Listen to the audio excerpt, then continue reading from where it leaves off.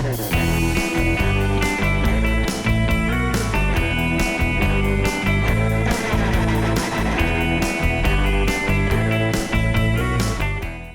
morning, everybody.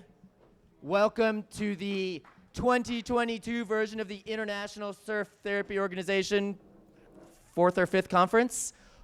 Welcome. We have people from all over the world here at Shade. Thank you, Shade, for helping host, and online. A quick reminder, if you're online, please mute yourself. We cannot mute you from here, and it'll mess up all the recordings if you're not muted. A few other logistics. There are bathrooms back here down this hall. We will do 10 minutes of Q&A at the end of every session, and we'll pass around this mic. Download the Whova app. It has the agenda. We didn't want to print paper for environmental reasons. You can ask questions of the presenters on the Whova app, or if you're here, you can raise your hand at the end, and we will pass this mic around. Thank you so much to Chris for running everything again on behalf of the board. Thank you so much for you guys coming, to all the volunteers and everyone watching on their computer. Very excited to hear the panels today and tomorrow. Thanks, guys. Okay, game on. Good morning, everybody. So here we go. We're going to do some super quick introductions of ourselves just to ground ourselves and where we're at. And then we're going to jump in. So I'm Dr. Elizabeth Bishop. Everyone calls me Bishop. I use she or they pronouns. I'm a faculty member at the City University of New York and the University of San Francisco in Education and Youth Studies. And I come to this space as a new board member of ISTO, as well as a participant of surf therapy. I'm a domestic violence survivor. And somebody who really believes in the research behind this. And so we're going to get into it. We're going to talk about it. But I'm going to throw the mic to my friend. You really expect me to follow that? Follow it. Let's go. Okay. My name is Dr. Kwame. I always forget the doctor part. My name is Dr. Kwame LaBassiere. I'm a friend of Bishop's. We met, wow, how long has it been? Too long. We both actually met on Rockaway Beach in New York. Yes, there is surfing in New York. I have to tell everybody that. I am a surf instructor, a yoga instructor. I do classes for, free classes for at-risk kids. I'm also a teacher in New York City public schools, and I'm missing one, but I'll remember eventually.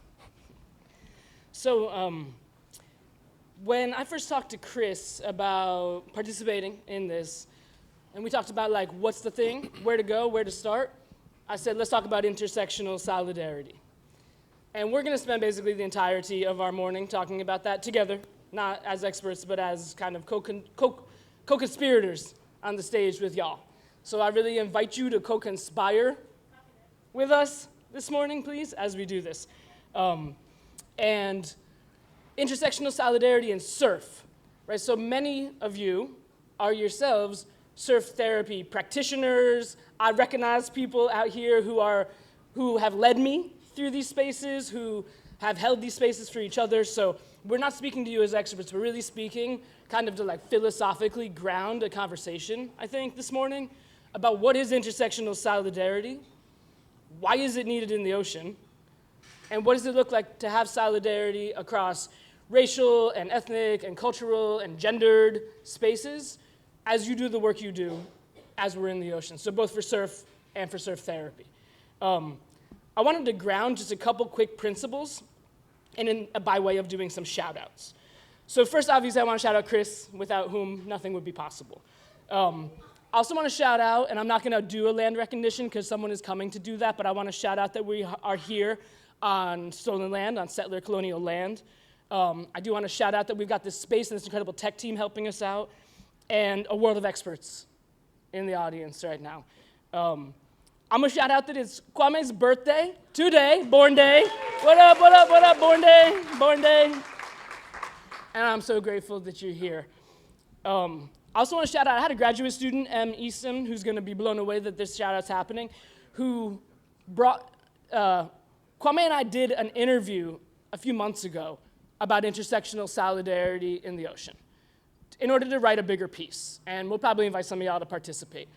And M transcribed that whole thing, and I was rereading it on the flight last night from New York to LA. And I was blown away by the love in the conversation. So I also want to ground us in this notion of critical love. And so that's really where I want to start. And we're going to also allow ourselves to speak from kind of the vulnerability of a first-person narrative as we go. So I'm going to kick you a question to kick off that vulnerability. So will you talk a little bit about what it meant for you to get into the ocean the first times and the therapeutic value that you found, and then the ways that that has translated to the work you do in the ocean? So are we speaking about the first time in the ocean or the first time surfing? Go in. Go. Okay. So you may hear a slight accent in my voice. I am not from the US. I was actually born in the Caribbean. So I grew up around the ocean and was completely surrounded by the ocean at all times. So for me, the ocean was always there. I always wanted to learn how to surf for some reason. But the problem was I didn't have anyone to teach me. And when I did express that I wanted to learn how to surf, what I was told by not just my friends, but by other people, what are you trying to be an awesome white dude for? Why do you want to be this person? You are not a surfer. You know you're black, right? You know black people don't surf. This is not what we do.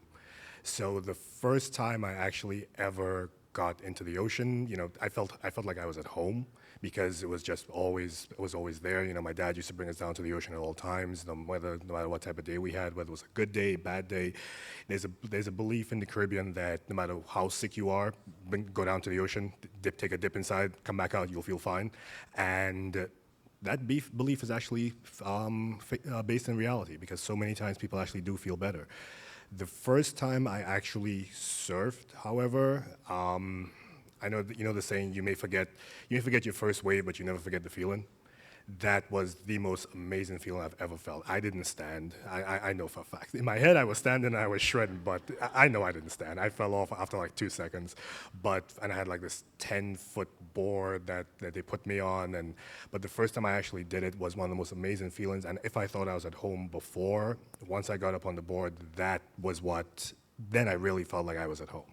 There was nothing that I was willing to change with that. And that awoke this need in me, not just to surf, but also to share this feeling with the rest of the world. Because to me, now a little backstory as well, the first time I surfed was November 20th, 2001. And I was in New York. So do the quick math, that is about 2 months after 9/11. So all of us were going and living on Rockaway. So planes would fall in, the towers came down, and all of us were going through all of this stress, the angst of what's happening. We didn't know what was going on. So the first time I actually got onto a board, all of that just disappeared, just for that 5-10 minutes. And I thought to myself, if I can share that, if I feel like this and I'm going through this, imagine what other people can do and how that will feel for other people as well. So as we kept talking, as we were prepping this morning, we were talking about kind of like bringing our stories into the space. And so I'll share just a little on the same front, I think. The first time I surfed was, it would have been maybe the summer of 2010 in Costa Rica. And I was down there, I was doing my doctorate, and I traveled to Costa Rica with like 15 books in my backpack and like 2 pairs of board shorts, and that was it. And I got searched at security every time I went anywhere because they thought I was definitely smuggling drugs, because no one is that kind of a nerd that you just travel with books and no clothes. So I got down to Puerto Viejo de Talamanca on the Caribbean coast of Costa Rica and decided to get into the ocean for the first time. And I was traveling with an ex-girlfriend at the time, and the both of us went in to get into the ocean to go surfing. And 2 things I remember really clearly about that. The first was that the dude that took me out for my very first lesson was a gentle, amazing, kind Costa Rican Tico surfer named Danny. And what he said to me was, there's one thing that Americans, that word, I don't really use that word, but that's what he said. There's one thing that Americans need to learn when they get on surfboards. Relax, relax, relax. Relax, relax, relax. And I still think it.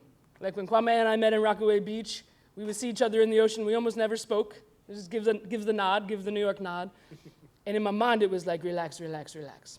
And we'll talk more about the relax, relax, relax. But The other thing that happened in that moment was we were both out on surfboards with this dude, and he turned to us and he was like, combinación? And at first I was like, what?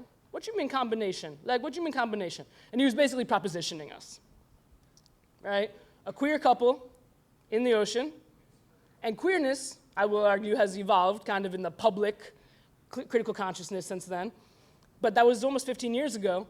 We were one of the only white, queer, female couples in the ocean, and it was a moment that was like, is this about to be a moment of violence? What's about to come of this moment? And it wasn't. I was like, no, por favor, no. And it was chill, we kept moving, right? But it was a moment that I kind of never forgot in terms of both being called in, loved, brought into the space, taken care of, and also potentially put in a place of volatility or danger based on identity. And so that's where Kwame and I think that's where our friendship spawns. And then when I was talking with Chris about participating in this moment, I was like, we aren't surf therapy practitioners. Although Kwame has a role that I hope that you'll speak on more in terms of teaching. But it was really about thinking about what does it mean to show up queer or gender nonconforming or black or brown or indigenous or having other multiple and intersecting and sometimes oppressed identities in the ocean and wanting to feel love and wanting to feel safe. So that's where we're starting this morning, really from like a philosophical place. So I'm hoping maybe that you can talk a little bit about like, you do a million things, you broke it down, but what's some of the work that you're doing in Rockaway Beach? You got the school, there's the work with the community. Can you break it down a little? So, for those of you who don't know Rockaway Beach in New York, it is mainly historically speaking, an Irish blue-collar neighborhood, and you go, I would say, maybe 2-3 blocks in from the beach, and that's where you'd find the urban housing areas. And when I used to go out to Rockaway, even before I started teaching, I would park my car in one spot and then walk down, surfboard under my arm. The reactions I got were twofold. From people of color was, where'd you steal that from? What are you going to do with that? You going to go surf? Hold on, you can swim? You know there's sharks in the water, right? Why are you going in the water? And from white people, what I got was,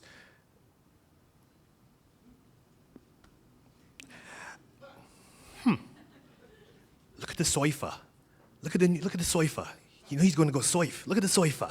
So, and it was always very prevalent in my mind as I was walking out. So I never really felt comfortable as I was doing it because I knew I was being looked at. Once I got into the water, then it became, the level of comfort didn't increase because it actually decreased, if anything, because at that point most times I was the only person of color sitting down in the water, trying to catch my waves, trying to do my thing. And I think the only time I ever got called, at least to my knowledge, that I ever got called the N-word in New York was in the water, where some guy dropped in on me, kept going, he dropped in on me again, kept going, dropped in on me a third time, and by the fourth time I came up, went around the lip, dropped in front of him, and kept going. He paddles over to me, he starts to, at me. I told him, dude, you seem really easily agitated, you should probably get some more fiber in your diet, chill out, calm down. And then he paddled away and he said, yeah, that's why you effing don't belong in the water. And that hit me like I just got slapped in the face, because that was the first time ever that I had ever lived in New York that it had ever been called that. And I was dumbfounded. And you can see, thinking about it still tears me up a little bit. But I couldn't do anything. I couldn't do anything about it because luckily I was with some friends. They chased him out of the water and they yelled at him and whatever, and he got out of the water. But then they paddled up to me and they're like, "Why didn't you do anything? We would have backed you up. Why didn't you do anything?" And I had to explain to them that the problem was, let's say I did do something. Well, that's not me. But if we did go to the beach and start scrapping, and the police came, they will see a black man fighting a white man. Who do you think they're going to take first? There's nothing I could do about it except just sit down and accept it. And at that point, I made a promise to myself that no person, as long as I'm close by, whether they be black, white, male, female, gender nonconforming, doesn't matter. They will never experience that sense of helplessness that I experienced in that moment. So that's why, So that's why, that's why I actually started teaching. So I would bring people out into the water, teach them how to surf. Yes, I do go on, get on them with the rules. Don't drop in on people. This is New York, we don't do that. But not true. But at the same time, want them to know that they do have a safe space in the water. Not just when I'm around, introduce other people to other people in the community who think the same way I do. So know that they have this safe space in the water. Why? Because they belong in the water just as much as everybody else. And so I'm wondering, I think I would love for us to get a little bit more into some of maybe the anecdotes, the vignettes, some of the moments, right? So I think about, for me, in a white body, instilled with certain privileges, there are times, I was just breaking this down to him before, where I get misgendered on the side of white male privilege. So I'll be sitting out in the ocean when my head is totally shaved, and I had a dude paddle up to me in Montauk, and he was like, "Bro, are you like Ricky's little brother?" And I just shook my head. But I didn't talk to him because I immediately felt fear. And what's complicated about it is one of my boys and I, who is a Moroccan dude, who is often also identified as a white guy, we're writing a piece right now that's called "Mistaken for a White Guy." Because he and I both get mistaken for white guys all the time.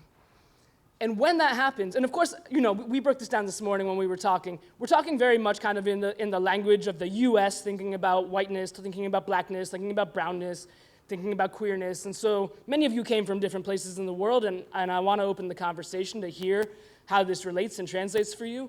But for us, here in the U.S., there is this privilege imbued in being mistaken for a white guy.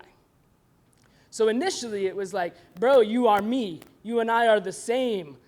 And the minute that I interrupt that, if I speak, if I challenge it, if I speak into queerness, I'm put in danger. There is the possibility of danger. There is the possibility of getting my ass kicked. How dare you fool me? Right.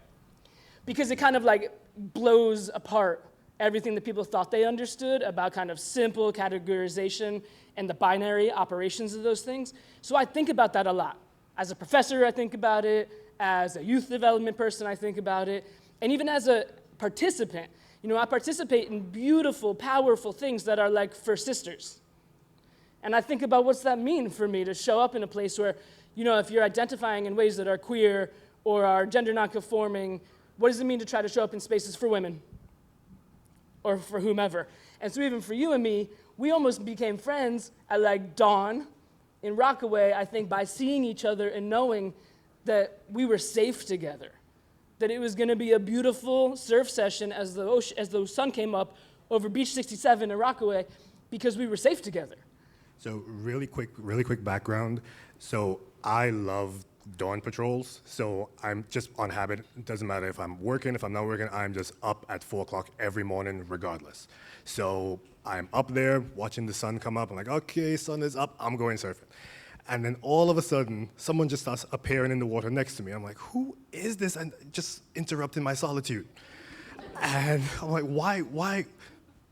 So, okay, and then I'll paddle over. And then eventually the sup comes into, how you doing? Yeah. All right, and then paddle back. Then that turned into, hey, what's your name again? And then that's really how we started. Yeah. And so here we are, right, in this moment, thinking about intersectional solidarity. I mean, that's the topic, right? That's why we're here today. And we worked on a piece together a couple of months ago. I'm excited to see us push it out and publish it. But really thinking about what's the role for white people to protect our black and brown and indigenous and other people of color in the ocean. And I don't mean protect in some kind of patronizing savior bullshit kind of way. That's not what I mean. I mean hold space. And what does it mean for other people, people of color, white folks, whomever they are, cisgender folks, hetero folks, to hold space for queer folks? And so, in Rockaway Beach, and now I'm kind of bi-coastal. I spend my time in New York City and Stanford, NorCal. But I think a lot about the community that we formed in Rockaway Beach. So maybe let's talk a little bit about Benny's Club, about Laura Bay, about the things that are happening on the East Coast, and then we're going to open it up to what's happening all over the world and pass the mic in this beautiful room this morning. But will you break it down about some of the stuff that's happening in Rockaway? Yeah, sure. So we start off with LaBassiere. So there's this organization called LaBassiere that I'm a part of, and I actually run the surf camp for them. And they give free surf lessons to kids in the Rockaway area, and during the winter they take them climbing, they take them camping, and so on. And I eventually actually started off with them because they approached me and asked me if I would help them out over the summer because they didn't have any person who was IOC or NISSA certified to actually help them with the group. So I said, yeah, sure, why not? Not like I'm doing anything. But that turned into something huge. I mean, they become really good in the Rockaway area, so any kids can sign up, and we teach the kids how to surf, and we teach them mainly that they belong in the water as well. Because what I've been seeing a lot of even before they started was, people would come out, the kids would come out, and not just the young people, but as in general, the kids of color would come out, and someone would see them specifically and go, okay, all right, I know what I can do here. And then he would just get snake dropped in on, boards go flying everywhere. I actually saw somebody literally sit down and scream at this one little girl, and I'm like, dude, you really, really, really need to, you're harshing everybody's mellow right now, calm down. So that helps them, empower not just themselves, but each other to know, yes, I'm in the water, I do belong in the water, I do belong in this space. And, a lot of the girls that I've worked with, they're actually taking part in competitions down in Jacksonville right now. I'm so proud of them. And a couple of them, two of them actually, twins, they took their first overseas surf trip to Jamaica. They're actually there right now surfing. So very proud of them, and they're just out there doing their thing. And Benny's Club is a collective actually for queer and non-gender conforming surfers. So they're out there, and they're actually larger than Rockaway Beach now. They're pretty much all in Long Island as well. So if you do want to look them up, I suggest you look up LaBassiere and Benny's Club. And I've worked with both of them. It's the founders are Joni and Momo. They work with, like I said, queer and queer, bisexual, gender non-conforming groups within the Rockaway, New York area. They pretty much take everyone and anyone, say, okay, we're going to take you surfing. We're going to show you how to surf. We're going to show you that you belong in the water as well. We're going to show you that you are here as well. This is a space for you. And I think those two groups have actually spawned other groups as well. There are lots more that have come through. There's the BSA of Rockaway, Black Surfers Association of Rockaway. There is I forget the name of the other one right now. It slips my mind. They're going to kill me for not mentioning them, but I'll remember eventually. And even that has actually moved its way over to the West Coast as well, because right now after this, since I landed last night, and my phone has been blowing up from black surfers that I met in New York who live out in LA and in San Diego who've been telling me, Kwame, you're here. Come surf with us. I want you to talk at this place. I want you to talk at that place. So the connection is there, and I think that's such an amazing thing, because at one point we all thought that we were by ourselves. We didn't see anybody else. That's why whenever we see someone else in the water who either looks like us or who we can identify with, the New York, I'm going to call it that from now on, the New York nod. We'll give them the New York nod of, what's up? But once we get to know them, then the nod goes in the other direction. So, yeah, it's become such an amazing space for us all right now. However, there's still a lot of work to be done. So, and I think that's one of the biggest issues we have. We believe that, we have this, we have that. There are more people like me in the water. I was just telling Bishop earlier this morning about, I remember the first time I went to Morocco, and when I paddled out, and the guys paddled up to me and they started to speak Arabic to me, and I was looking at them like, I'm sorry, my Arabic is not that good. And they looked at me and they're like, but you're not Moroccan? I'm like, no, I'm not. Where are you from? New York. But you look just like us. And that floored me, because then I took a look around and was like, oh my God, they're right. This was one of the first and only times I'd ever been in the water where people who looked like me were the majority of people in the water. And then I took a little walk around. It was in Suwane. Took a little walk around the village, and I don't know if you guys have ever been there, you've probably seen it. There's this piece of graffiti with like a shaka just like on the wall, and that floored me because this was the first time I ever saw this. It was exactly the same color as my hand, and that knocked me out. I just started to tear up and cry right then and there. My friend who was with me was like, "What the hell is wrong with you? Why are you crying?" I'm trying to explain to him what was going on. He was obviously not a surfer, but there's a lot of work that is left to be done, and I think it's getting a lot better, both on the East Coast and on the West Coast as well. And I just wanted to make sure that the work continues. It has not ended. It's interesting. The last question I had written here was, what is the work that still needs to be done? Which is basically kind of what you just started to talk about. But I think something I'm thinking about, and we want to open the floor to all of you as well, is like, what's the work that's still to be done, right? So many of you, and I recognize many of you from social media, from wherever else, and I know you are running some of the dopest, most important, most therapeutic, most loving, most like life-giving space to veterans, to young people with disabilities, to whomever, domestic violence survivors. Sorry to cut you off really quickly, sorry. But just to piggyback off of that, I am absolutely in awe to be sitting out with you guys here today, because like Bishop was saying, I've followed a lot of you on, you probably don't know I follow you, but I follow you on social media, so I'm 100% in awe, sorry. All good. And so, when I first met Chris and we started talking about all this, 125 surf therapy orgs on 6 continents. I love telling people that. I was in New York a couple days ago for my birthday, because Libra season, and everyone was like, "Where are you going? You going back to Stanford?" And I was like, "No, I'm gonna make a pivot to LA because I'm gonna go hang with the International Surf Therapy Org, 125 surf therapy orgs on 6 continents." People are always like, "Damn, I had no idea." And so, we're not here trying to school you. We're really here just trying to like crack open probably a really vital conversation that may or may not be happening.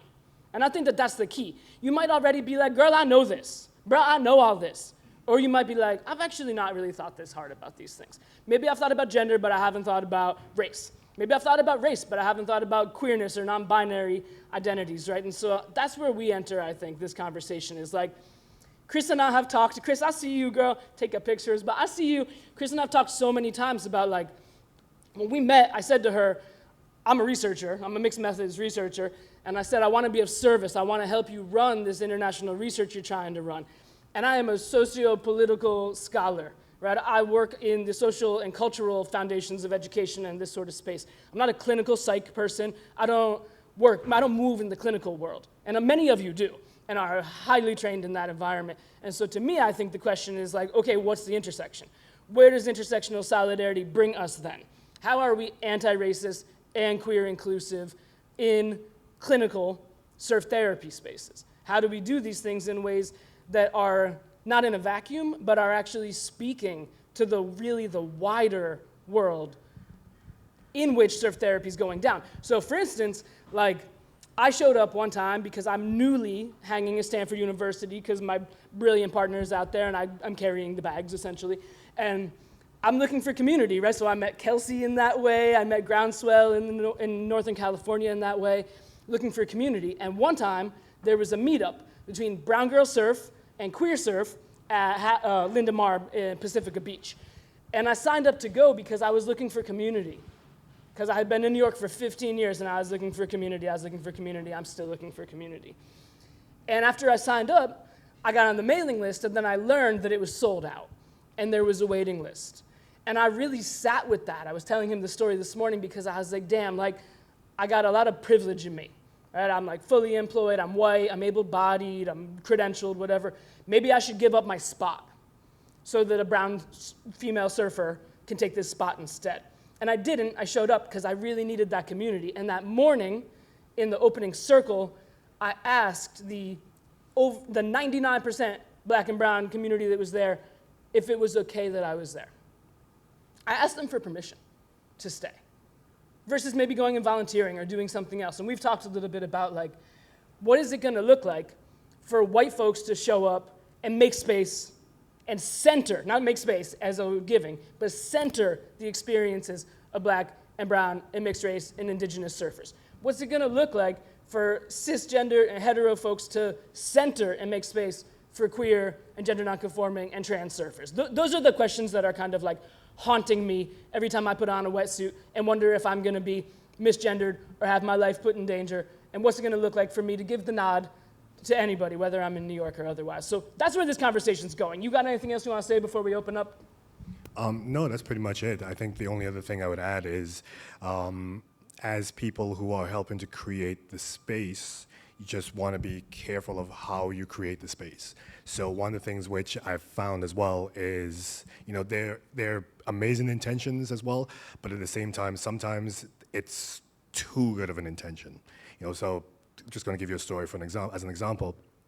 I was out in Montauk, so out on the island, Long Island, in New York, surfing, and went there with some friends of mine. There was some good swell coming through, so we decided we're just going to bum it and get a van, and we're just going to sleep in the van and do whatever. And we paddled out that first day. It was like 6 to 8 feet, perfect left. I'm goofy-footed, by the way, so lefts are perfect left peelers. And as I'm paddling back out, there was this guy who was sitting down in the water, and he turns to me and he goes, "Oh yeah, go for the next one."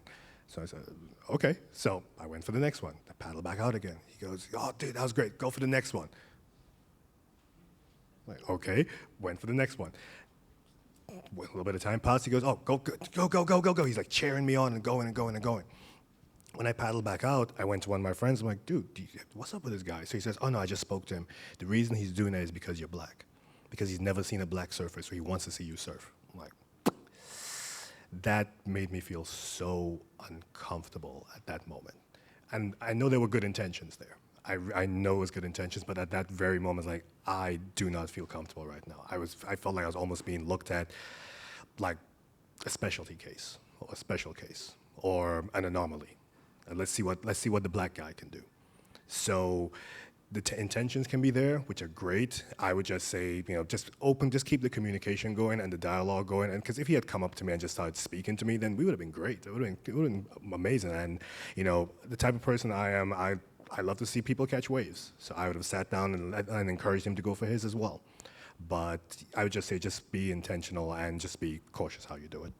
And the last thing on that, because we talked about it this morning, and then we're going to throw the mic to you to go out to the audience, but is also like, I keep wanting to call you educators because that's the word I use because I'm an educator and I'm sure y'all are educators, but you also identify as other things, therapists, dope-ass people, is to like ask people how they identify instead of assume.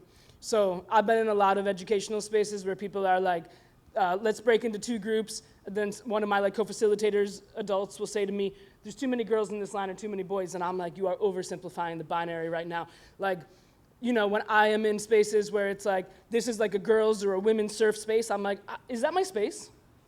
I don't actually always know if that's my space. So while I'm simultaneously thrilled for girls and women surf and brown girl surf and girl surf too, all these things, obviously, we know why. Like, we know why it's needed, because there's been just historical chauvinism and whatever else is. Simultaneously, it's like, what's it mean to actually explode the binaries?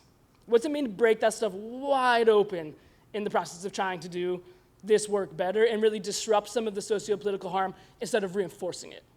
I don't have the answer to that. That's the question. That's what we're here, intersectional solidarity. Thank you for listening to us. We know y'all are experts. Let's pass the mic.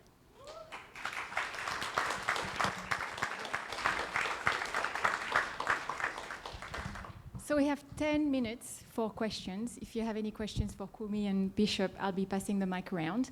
If we don't get to your questions, don't worry. You can go into the WOVA app, put your question in there, and then they will look at it and answer it after the session. So who's got a question? Actually, as we're looking for a question, it's funny you say that, because I just love messing around with the forums when they ask, "What are you?" I'm like, white, black, Pacific Islander, male, female, all of the above, and just fill it out and just hand it over to them, just so I can mess with them. Maybe we should start with that. What are you? Yeah. Firstly, just thank you so much for sharing and really enjoyed that. Do you think there's an opportunity for us in the spaces we're inhabiting, clinical, non-clinical, community-based, but there's been a lot of discussion this week and we're talking about safe spaces we're holding and how we hold those. Do you think there's an opportunity for us to take these spaces that within our very controlled places and start to, you want us to be co-conspirators, but start to subvert the lineup a bit more, because the lineup is a contested space. It's a space that is racist. It's all these sorts of things. The research says that. Eastkeep Britain's done some wonderful research, well, not wonderful in its conclusions, but really good research on that.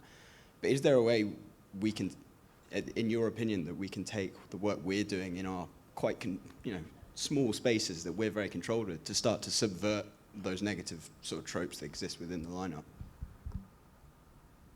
Yes. Short Right? answer, yes. I feel like let's talk about it. Like, how are people doing it? Like, I want to move the mic around this room. I'm a critical pedagogue. I'm not really here for like the, lecture-y side of things. So I'm curious, like, what are people already doing? Like, I know that there are things that are happening here. Go ahead. Yeah, so is this thing on? Here we go. I run a first responder and veteran program, and after a lot of the social, the very much anti-police kind of sentiment going on, I kind of thought to myself, what's one thing that I might be able to do to help affect change?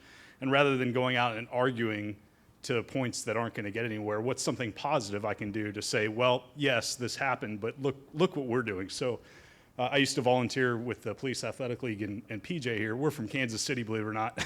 And so I thought, why don't we take a group of kids, teach them how to swim, and then bring them out to California to teach them how to surf. So we've run 3 sessions now doing that. And I think that what we get out of it is not only pride in what we're doing, but also you get the community trust, because they're giving us their children to take to California for 4 days into the Pacific Ocean.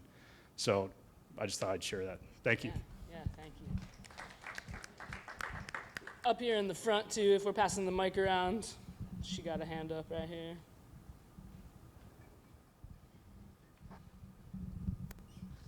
Hi, thank you very much. I'm with Waves for Women, so I guess I have a couple of questions. But I know one thing that we're working on, and we're in Charleston, South Carolina, is because it is primarily white females that are out surfing with our group.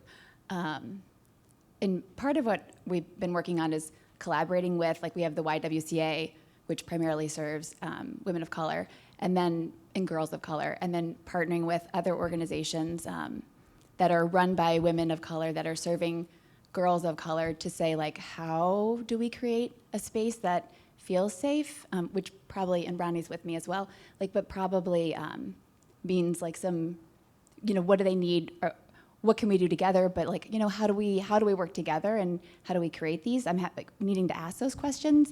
And then I guess maybe another question for Dr. Bishop is, as we say Waves for Women, that might be something that we haven't yet, but what are some ways that we also maybe need to be showing that we want to be gender inclusive? Because in our name, we're potentially not being gender inclusive. Thank you. Yeah. Do you want the mic at all on this? Sorry. Okay. You just got shouted out, so I wanted to make sure you had a chance if you wanted it. But one thing that comes to mind for me, I'm gonna pivot, but I think it'll come back. I do work with an incredible organization in New York City called Girls for Gender Equity, and it is a Black woman-led group that is doing intersectional movement building that is centering the experiences of Black girls, women, and gender nonconforming youth. And so the language is really precise and important, but the organization was founded 20 years ago. And I don't know when y'all are founded and whatever, but like the Merriam-Webster dictionary, right, which is my favorite dictionary, because you gotta have a favorite dictionary, they say, we follow language, language doesn't follow us. Meaning you evolve with time, and so for Girls for Gender Equity, they're still called Girls for Gender Equity. They're not gonna change their name per se, but in anything they do, they're always naming, flagging, and not just for a values prop thing, but truly in their practice, that we are here for queer, trans, gender nonconforming youth as well. And so it comes across in everything that's happening. Representation on social media, who speaks on their panels, who, et cetera, et cetera. So I think there's lots of ways. But the other thing I'll say, and you should answer this too, is in your community already, there are queer surfers who are thinking about whether or not that's their space, right? And I'm sure that that's true in lots of these examples. And so what does it mean to find those people, and not necessarily the individuals, but connect with the orgs or the community spaces where this is already happening. Go find the queer surfers, or go find the gay straight alliances or whatever, and start to say, like, we want to be this space. We want to signal what that kind of inclusivity looks like. I'm not saying what I mean, but I am, but I'm not saying it clearly. Spit it. It's funny you work with Girls Agenda. I just worked with them over the summer. You and me the same person. I literally just worked with them over the summer. No, what Bishop said is right. You know, you have your name, and then you have your mission. Your mission can be extremely flexible. You can change your mission as much as you want.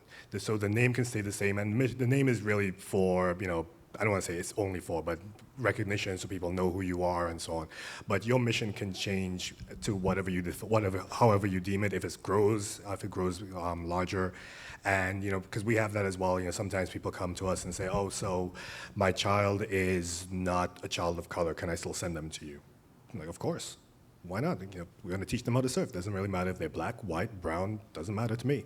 You know, so once your mission has changed and you put it out there, so yes, we are here to help whoever. Then at that point, you just continue moving on, and just keep on keeping on. And I know we're going to be out of time soon, and we'll throw the mic back to you. But just to say, like, it's true in many like black feminist thought, and in a lot of stuff that's like, if you center the experiences of black, brown, queer folks in these spaces, everyone is taken care of. As a principle.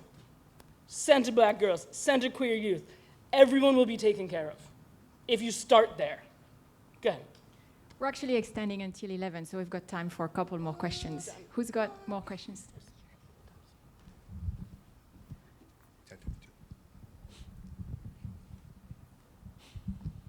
First, I would say thank you for sharing your story, because you sparked a light with me. But I'm now having an issue because our program runs for veterans, first responders, or people from uniforms who suffer from PTSD.